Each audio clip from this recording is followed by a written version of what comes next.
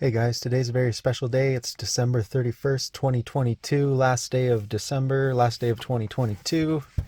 And it's also another milestone is that tonight I'm going to pass the 100,000 mile mark on my Model 3 long range dual motor from 2018.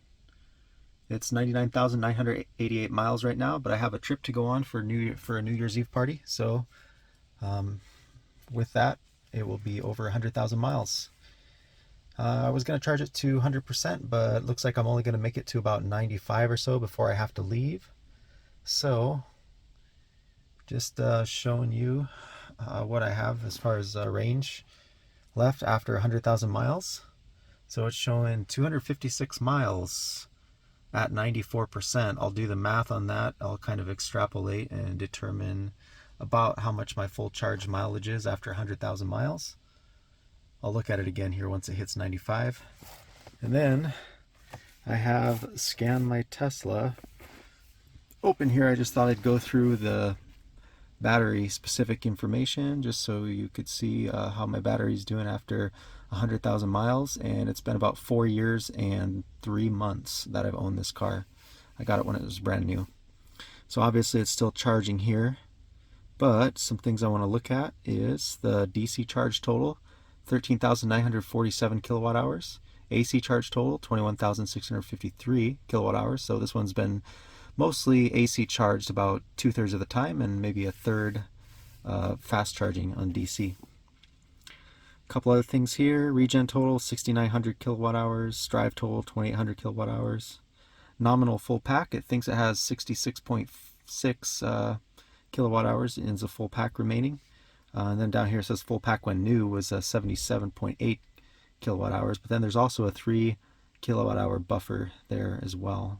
So if you add these two numbers, I believe that gives you the full capacity right now of the pack, or what it thinks is the full capacity. State of charge, 94.3%. Obviously we're still charging a little bit here. And what else? Cell temps, those aren't too important right now. Cell voltage 4.16, that's because it's almost fully charged. Cell imbalance 6 millivolts. That's very good. That means that all of the cells in the pack are very equal to each other. Right, so let's see, charge cycles, 630 charge cycles and 604 discharge cycles. Discharge total 40,000 kilowatt hours.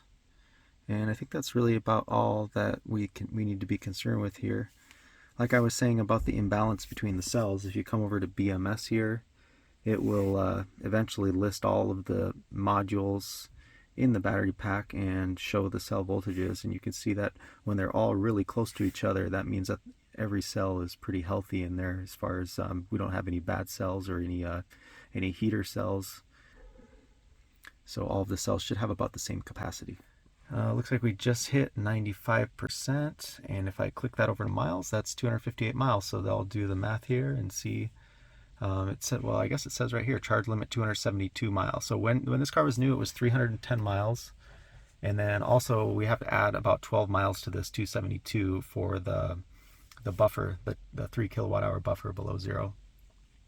So the full capacity of the pack is about 284 miles right now, out of 310 when new. So if we do the math, I'll put it on the screen here to determine about the approximate degradation, at least what the BMS thinks the degradation is. I don't have time to do a full test because it's New Year's Eve, but I'll probably get to it at some point. So just thought I'd let you know. I hope you guys have a happy New Year and a happy 2023. See ya.